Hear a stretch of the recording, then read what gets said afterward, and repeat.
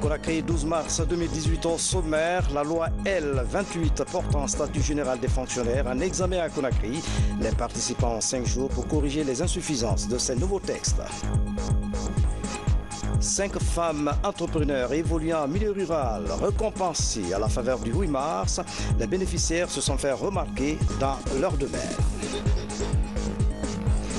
Et puis le site touristique Vol de la Mariée dans un état piteux. Les cases sont à l'abandon et la chute d'eau a baissé. Les précisions dans ce journal.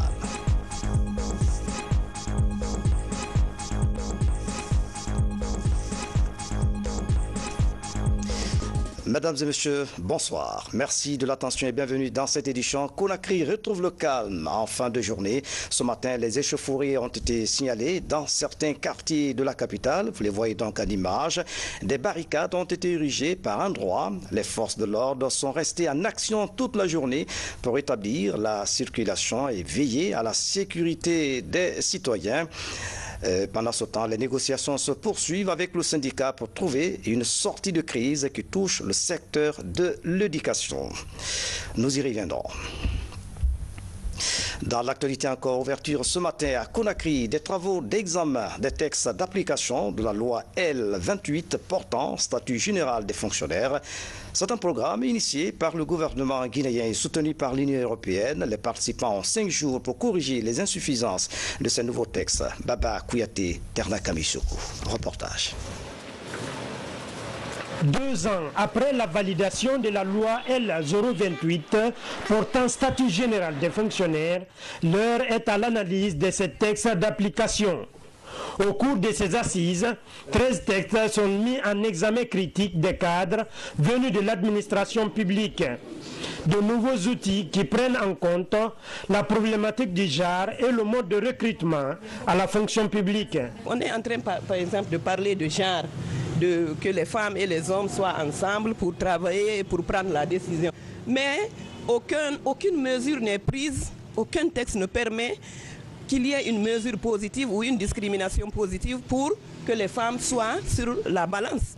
Parce que ça pèse toujours du côté de la femme est toujours en bas et les hommes sont en haut. Maintenant, si la loi nous permet d'avoir des dispositions par rapport à ces mesures positives, par exemple, donc ça c'est déjà un acquis. On prend en compte maintenant le recrutement de contractuels de très haut niveau qui peuvent venir et renforcer pour des profils, des expertises pointues, le cadre donc, de gestion des ressources humaines de l'État.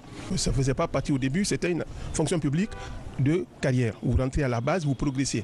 Ensuite, la deuxième chose qui va changer, c'est que là maintenant, on va bâtir un système aussi de progression qui sera basé sur le mérite et les résultats.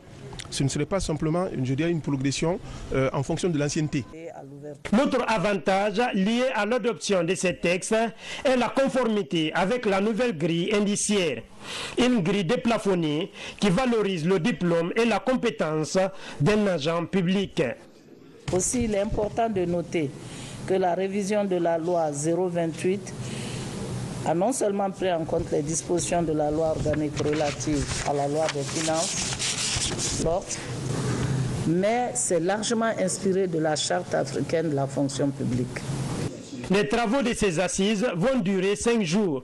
Ils sont une recommandation de l'Union européenne qui appuie la Guinée dans le cadre de la réforme et la modernisation de l'administration publique. Et puis l'actualité suite aux manifestations survenues dans les 5 communes de Conakry, manifestations relatives à la grève des enseignants. Le gouverneur de la ville de Conakry a justement présidé ce lundi une réunion en vue de trouver une solution pour décrisper la situation. À propos, on écoute Général Mathurin Bangoura, gouverneur de la ville de Conakry.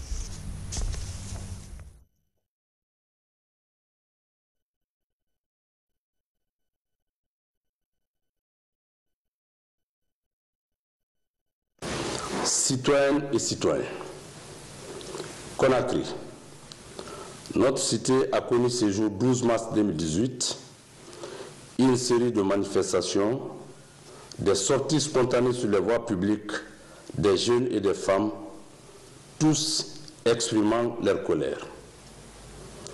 Aucune des 5 communes n'a été épargnée par ces manifestations de violence.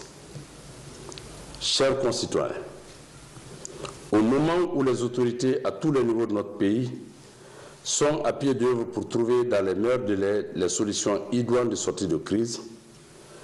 J'en appelle à l'esprit civique, au patriotisme habituel des uns et des autres et demande à tous de garder le calme et la sérénité. J'invite les sages, les religieux, les pères et les mères de famille et à chaque citoyen à s'impliquer personnellement pour préserver la paix, la quiétude sociale dans notre ville.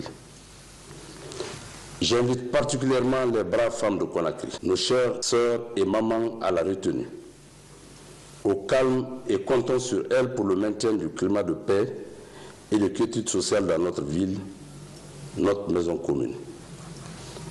Vive la paix, vive l'unité nationale. Je vous remercie. Général Mathurin Bangoura, gouverneur de la ville de Conakry, nous excusons de la qualité de ces images. Dans l'actualité encore, le mois de la femme se poursuit sur les antennes de la RTG. Ce soir, gros plan sur les MUFA, les mutuelles africaines financières des femmes africaines qui enregistrent du succès dans le pays. Ces mutuelles aident les femmes à développer des activités créatrices de revenus. La question a été largement débattue à la faveur de la fête du 8 mars. Tierno Ousmane Diallo revient sur les acquis et les perspectives des MUFA en Guinée. Cette année, le mois de la femme en Guinée est célébré sous le signe de l'autonomisation de la femme rurale en particulier et l'expérience guinéenne des mutuelles financières des femmes africaines. Ce programme du chef de l'État dédié exclusivement aux femmes pour le financement de leurs projets. Grâce à cette initiative, Makoto Sako a pu réaliser un de ses objectifs, aménager un salon de couture à Kenyenne et employer des jeunes du quartier. Tout a commencé il y a un peu plus de 2 ans lorsqu'elle a décidé de saisir cette opportunité et de prendre son destin en main avec un premier prêt de 10 millions de francs guinéens à rembourser avec un taux d'intérêt de 1,5%. Le premier mari de la femme, c'est un travail. Quand tu es épaulé, peut-être arrivé chez ton mari, il n'y a pas de problème. Même si ton mari ne fait rien, toi tu peux venir en secours. Modèle de réussite dans l'entrepreneuriat féminin à Kenya, Makoto Sako encourage ses sœurs à oser entreprendre et à tirer comme elle pleinement profit des MUFA. Depuis l'inauguration de la première mutuelle à Koléa par le président de la République il y a de cela 3 ans, on dénombre 65 000 femmes ayant bénéficié de crédits de ce système financier réservé uniquement à la couche féminine sous l'œil vigilant d'Afriland First Bank. Une stratégie qui a permis jusque-là de faire circuler 65 milliards de francs guinéens dans le circuit financier en destination des femmes. Si j'ai quelque chose qui me fait le plus plaisir en Guinée, durant tout mon séjour ici en Guinée jusque-là, c'est justement cette descente sur le terrain avec le chef de l'État dans les campagnes où nous avons pu toucher du doigt les populations démunies, les populations défavorisées, et nous avons pu leur apporter l'espoir. Et non seulement l'espoir, nous avons pu leur apporter un outil qui leur permette de quitter de leurs conditions de population défavorisée à une population véritablement active. Avec un taux de remboursement des crédits de l'ordre de 98%, les Guinéennes ont su mériter la confiance placée en elles et encourager le partenaire à aller jusqu'au bout de ce programme d'autonomisation de lutte contre la pauvreté. On n'est qu'à la première phase de notre plan de développement. Il faut associer à cela beaucoup d'autres éléments, les mutuelles de santé, les agropoles dans les zones agricoles, les minopoles dans les zones des mines, les pêchopoles dans les zones des pêches. Donc, ce que les grandes structures appellent contenu local, il faut véritablement que ce soit le vecteur de ce contenu local-là. L'une des grandes spécificités des MUFA, c'est la composition des employés qu'on y retrouve. Uniquement gérés par des femmes, ces mutuelles permettent ainsi de créer un cadre de concertation et de conseil entre filles et femmes, contrairement aux mutuelles communautaires de croissance, ouvertes à toutes les couches. Au cours de la fête des femmes en Guinée, 5 d'entre elles évoluant en milieu rural ont été primées. Ces championnes se sont fait remarquer par leur capacité d'entrepreneuriat, appuyée par le ministère des Affaires sociales, de la promotion féminine et de l'enfance. Ces récipiendaires comptent redoubler d'efforts pour améliorer davantage leur action sur le terrain. Mabintila Issouma signe ce reportage. Elles sont sacrées meilleures femmes rurales de l'année. Ces 5 championnes se sont faites remarquer, chacune dans son domaine. Elles viennent de Guéguédou, Kankan, Beila, Doubreka et Labé. De divers horizons, mais elles ont en commun le goût du travail d'entrepreneuriat et le défi de l'autonomisation. Mon activité principale, c'est la riziculture. Donc dans la riziculture, d'abord c'est pour les besoins immédiats de la famille, appuyer mon mari à alimenter la famille, aussi vendre l'excédent.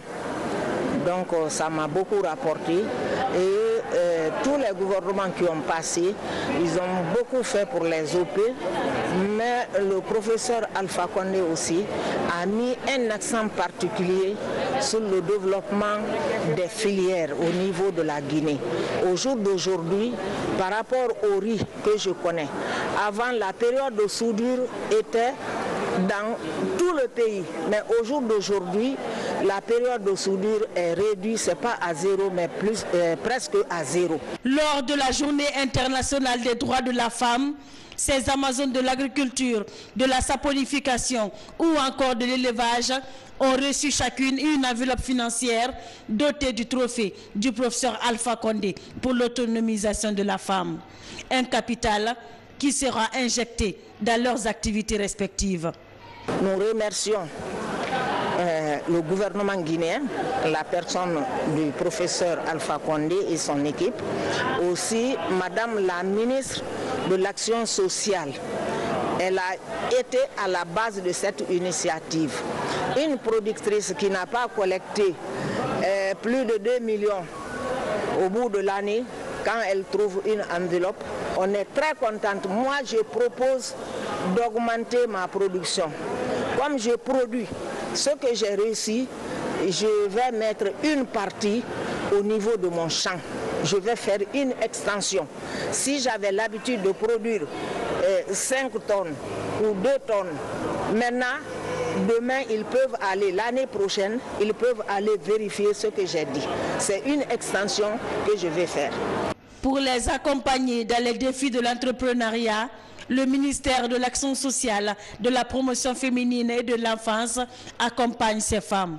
Nous avons fait une évaluation qui nous permet de savoir aujourd'hui quels sont les problèmes structurels, quels sont les problèmes d'accès aux services, quels sont les problèmes d'accès à la terre par exemple, et quelles sont les difficultés en ce qui concerne le statut de la femme. Parce que vous savez, on a encore ce travail social qui doit continuer pour que les femmes soient libérées, pour que l'image de la femme change, pour qu'elle puisse s'investir. Donc ce travail, le ministère va le faire avec ses partenaires. L'autre chose, il faudra faire en sorte que l'ensemble des secteurs qui interviennent dans le domaine socio-économique puissent faire en sorte que les préoccupations des femmes soient prises en compte. Conscientes des défis qui les interpellent, ces femmes rurales, de retour dans leur localité, comptent mettre les bouchées doubles pour fructifier encore plus leur activité. Pour elles, l'entrepreneuriat féminin est le premier pas vers l'autonomisation. Dans le même registre, les femmes de la Guinéenne de construction et de prestation ont procédé à l'assainissement des quartiers de la commune de Kaloum. Par la même occasion, elles ont fait un don de kits pour bébés au centre de santé de Conakry. Safia Toukondi, reportage. Une trentaine, elles veulent changer l'image de Conakry. Premier coup de balai, Kaloum, le centre-ville de la capitale. Une initiative des femmes de la Guinéenne de construction et de prestation. Balai en main et kit de protection enfilé, ces femmes ont sillonné et nettoyé les environs de leur siège et plusieurs espaces publics de Kaloum. Un geste citoyen dédié au mois des droits de la femme. On n'est plus à la fête, on n'est plus à la danse, on est à la pratique. Surtout pour défendre nos droits et pour qui constate la ville de Conakry, il est intéressant aujourd'hui qu'on s'y mette pour qu'on donne une autre visibilité de notre capitale Conakry. Le mois de mars est aussi l'occasion pour ces femmes de manifester leur solidarité aux nourrices alitées dans plusieurs centres de santé. Avec l'aide de la Fondation KPC pour l'humanitaire, elles offrent les enveloppes, des couches, des baignoires et autres accessoires pour bébés ou nourrices. Le geste touche les bénéficiaires. Je suis très contente quand même. Les mots me manquent quoi. Je vais laver mon bébé, mettre ses habits et puis les pampers là, il va utiliser aussi. 2018-2019, on sera plein dans les activités. On ira jusqu'à l'intérieur du pays. C'est par exemple les constructions d'écoles à l'intérieur du pays. C'est par exemple le ravitaillement de certaines cantines. C'est par exemple le mois de carême, donner à manger aux personnes qui en ont besoin. Les rénovations de centres de santé comme on vient de le faire. Des centres de santé des 5 communes de Conakry sont concernés par ce don. Surtout le mois de mars dédié à la couche féminine, ces gestes citoyens des femmes de la Guinéenne de construction et de prestations s'étendront sur tout le pays. Une manière pour elles de rendre hommage à la Guinéenne. Œuvre de charité, le Rotary Club de Conakry-Camayen et celui de Djeliba de Bamako s'engagent dans la réduction de la mortalité du cancer du sein en Guinée. Leur implication se matérialise par la sensibilisation des femmes sur l'importance du dépistage précoce de la maladie. Avec l'appui des cancérologues de l'hôpital Jean-Paul II, ils ont offert des examens gratuits aux participantes. Adia Toubari. Le Rotaract Club de Conakry-Camayen et celui de Djoliba à Bamako s'engagent dans la lutte contre le cancer du sein. À Nongo, en banlieue de Conakry, une campagne de sensibilisation des femmes est lancée. Plusieurs femmes découvrent les symptômes de la maladie, son traitement et les moyens de prévention. Pour la première fois, Hawa décide de faire un examen clinique du sein en compagnie de sa fille. La campagne change son regard sur la maladie. Après la consultation, moi personnellement, je n'ai rien comme cancer du sein. Je suis heureuse parce que j'ai connu pour ma fille et j'ai connu pour moi-même. On s'est beaucoup renseigné dessus, on a constaté qu'en Guinée, les femmes n'ont pas d'informations claires sur la maladie du cancer du sein. Donc on s'est dit avec l'appui de quelques médecins de Conakry d'organiser une journée de sensibilisation accompagnée par le dépistage sur le cancer du sein. L'optique de dépister le cancer du sein très tôt chez les patients, parce que quand un cancer du sein est dépisté très tôt chez les patients, il a plus de chances de survie. Pour cette première journée de dépistage du cancer du sein, des clubs services Rotaract de Guinée, une trentaine de femmes se sont volontairement enregistrées. Sur place, les cadres du Rotaract Club Conakry-Camayen expliquent à chacune des patientes la procédure de signature de la fiche de consentement. L'idée est d'amener ces femmes à accepter les résultats des consultations médicales.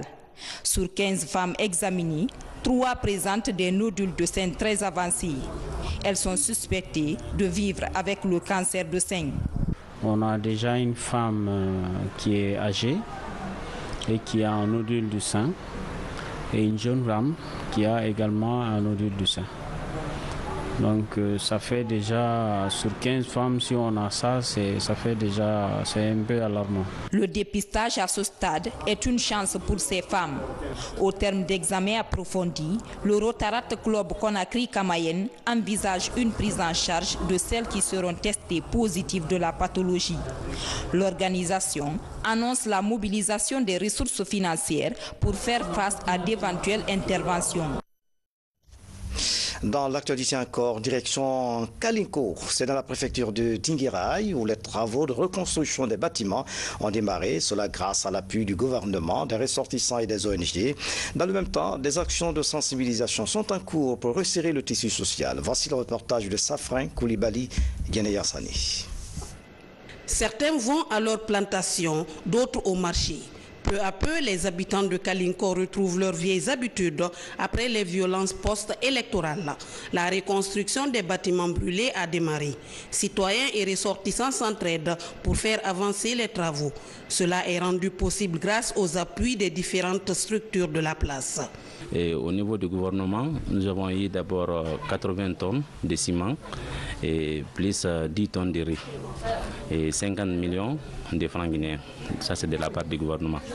Et nos ressortissants aussi, et ceux de Conakry, ils ont envoyé 105 millions pour leur contribution. Ceux de Sigiri aussi, 4 millions, et un peu partout. Principalement, il y a 3 quartiers qui ont été touchés. Donc nous avons fait la zone 1 Nahna, la zone 2 Dianela et la zone 3 Sidikila. Donc au jour d'aujourd'hui, nous avons partagé le ciment, le stock est néant et le riz aussi. Et les cases aussi brûlées, nous avons au total 118 cases brûlées. Donc chaque case a eu au moins 1 million de francs guinéens pour la reconstruction de la case. Outre ces dégâts matériels et le choc psychologique, le tissu social a été fragilisé par ces violences. Des délégations se sont relayées pour véhiculer des messages de paix et de cohésion sociale. Quelles qu'en soient les circonstances, nous sommes indivisibles. La Guinée est une famille depuis l'indépendance en 1958. C'est qui a uni la Guinée. La Guinée est un pays laïque, un pays démocrate. Nous sommes voisins depuis plus de 2 siècles maintenant. Donc il y a eu un premier contact, les ressortissants de Conakry sont venus et ils ont fait un premier rapprochement.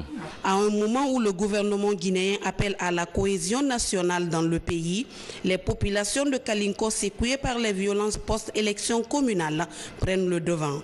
Elles mettent un accent particulier sur l'union et la quiétude dans leur contrée. Nous restons à Kalinko pour signaler qu'une délégation de l'association des anciens fonctionnaires et amis de Gekedo sont sur le terrain pour véhiculer des messages relatifs à la cohésion sociale. Les habitants de Kalinko apprécient ces initiatives visant à consolider la paix dans leur localité. Abdel Gallo. L'association des anciens fonctionnaires et amis de Gekedo sensibilise les populations de cette localité. L'essentiel des activités porte sur la nécessité de cultiver l'amour du pardon et de renforcer le tissu social. La Guinée est une famille. Tout ce que nous faisons, toute notre mission contribue au développement endogène et au renforcement de la paix. La paix a été sérieusement entamée. Nous avons vu la réalité. Il fallait qu'on vienne pour dire à nos populations que ce n'est pas le fait politique qui peut opposer des populations qui ont vécu des centaines d'années. Je pense que ce que nous devons avoir de mieux, de plus fort que nous tous, c'est la Guinée, c'est la paix, c'est le renforcement de la cohésion et l'unité nationale. Au chef-lieu de la sous-préfecture, tout comme à Diankourou, un des 17 districts de Kalinko, le même message de cohésion pacifique a dominé les débats. Désormais, tous décident d'enterrer la hache de guerre et de faire face à ce qui les unit. Nous sommes ici depuis plus de 100 ans. Il n'y a pas eu des événements pareils ici. Donc nous appelons à tout un chacun c'est-à-dire d'enterrer la hache de guerre. On va se donner la main, on va se lever pour travailler. La Guinée est un et indivisible. C'est la première fois dans l'histoire que de tels actes d'incivisme se produisent dans cette localité. Mais pour les habitants de Kalinko, le manque d'éducation et d'information constitue l'une des principales sources d'incompréhension qui découlent souvent des événements politiques. Et puis en plus bref, la mission du comité d'organisation de la Coupe d'Afrique des Nations 2023 vient de séjourner à la baie. Plus d'une centaine d'hectares a été présentée aux techniciens du COCAN pour la réalisation des infrastructures. La mission a également visité l'aéroport de la baie qui a un besoin de rénovation. Le reportage de notre reporter Manga Fodé Touré dans nos prochaines éditions d'information. Le site touristique Val de la Marie de Kindia se trouve dans un état de dégradation très poussé. Les cases tombent en ruine et la chute d'eau a baissé selon les spécialistes. Le manque d'entretien et la déforestation seraient à l'origine de cette situation. Les autorités en charge du tourisme sont allées donc visiter ce site. Voici le reportage de Ousmane Ba. Val de la Marie de Kindia, autrefois une fierté nationale. Aujourd'hui, le site se trouve dans un état de dégradation poussée. Le jaillissement des fines gouttes d'eau a presque cessé et les cases sont à l'abandon. Accompagné des techniciens du département, le ministre en charge du tourisme fait le constat. Le constat est triste parce que vous voyez derrière moi, c'est ce qui doit être le voile. Et vous-même, vous constatez qu'il n'y a plus de voile. Ce n'est pas parce qu'on est en période d'étiage, mais c'est parce qu'on s'est employé à tout détruire ici. D'abord, ce sont les agents qui sont chargés de contrôler, de surveiller, qui ont coupé les bois, les agents des eaux et forêts, donner à un privé et vendre le bois pour se mettre l'argent en poche. De l'autre côté, là où vient l'eau, il y a les citoyens et ont mis des maraîchages, des retenues d'eau, ce qui fait que l'eau n'est pas venue. Séance tenante, de nouvelles mesures sont préconisées. Elles vont dans le sens de la résilience du contrat avec l'opérateur qui devrait reprendre le site, ce qui du coup apporte un ouf de soulagement chez les riverains et les autorités locales. Avec la visite de M. le ministre, comme il a vu de ses propres yeux que la chose est en train de disparaître, peut-être que les bonnes dispositions vont être prises par le gouvernement de la République sous la clairvoyance de M. le Président de la République, le professeur Alpha Condé, à travers le ministère en charge, pour que tout reprenne ici. Ces lianes, autrefois en grand nombre, servaient de balançoire. Faut-il rappeler que dans les années 60, le nom voile de la mariée de Kindia retentissait à travers le monde. C'est ici qu'a été tournée une séquence du film Tarzan, expression de la nature sauvage. Ousmane Ba, merci pour ce reportage. Culture, la Guinée a désormais une base de données liée aux percussions. Les résultats sur l'inventaire de ce patrimoine ont été présentés au public au Centre culturel franco-guinéen. Ce travail a permis au cadre du Centre international de percussion de collecter et traiter cette base de données pour répondre aux besoins des acteurs de la culture. Yamokaba. Depuis les années 60, les percussions guinéennes séduisent le monde. À travers ses danses traditionnelles et ses arts figuratifs, le pays se veut la patrie légendaire de percussion en Afrique. Les résultats de l'inventaire du patrimoine lié aux percussions sont présentés. Après 3 mois d'enquête sur le terrain, l'opération a permis de recenser les différents instruments de percussion, des grands maîtres percussionnistes, des rythmes et pas de danse du pays. Pour le moment, dans la base de données, 126 rythmes, 126 danses, une quarantaine de masques, dont certains sont vraiment sacrés, 30 types d'instruments de percussion et plus de 350 groupes de percussion recensés. Ces informations sont traitées et ces informations sont aujourd'hui dans la base de données du Centre international de percussion. Et nous continuons à enrichir la base de données en traitant les informations recueillies sur le terrain. Ce projet du Centre international de percussion vise la conservation de ces patrimoines. À l'heure du numérique, une plateforme est créée pour renforcer la collecte et le traitement des informations dans une base de données. L'objectif est de faire de la Guinée un pôle d'attraction des touristes. Les percussions constituent pour la Guinée et les Guinéens un pôle d'excellence, un atout majeur qui permet au pays de rivaliser et s'affirmer dans le concert des nations. La promotion et la valorisation de ce patrimoine permettra la création, grâce à l'important flux de percussionnistes étrangers, un potentiel économique important en termes d'emploi, de revenus et d'impact sur le tourisme culturel et le développement de l'artisanat lié aux percussions. Pour la diffusion de ces acquis, des journées de promotion et de valorisation des instruments de musique sont annoncées. Autre ambition du ministère des Sports, de la Culture et du Patrimoine historique, faire de la ville de Conakry la capitale mondiale de percussion. Voilà, c'est la fin de cette édition à tous. Merci de nous avoir suivis. Excellente soirée. Où que vous soyez dans le monde. À demain.